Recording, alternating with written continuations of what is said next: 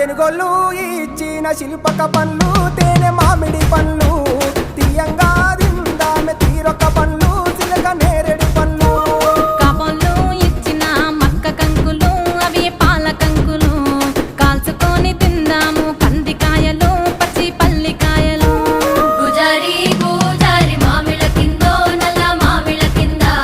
కుసుమరోళ్ళేసిన కుందన బొమ్మ అది కుందన బొమ్మ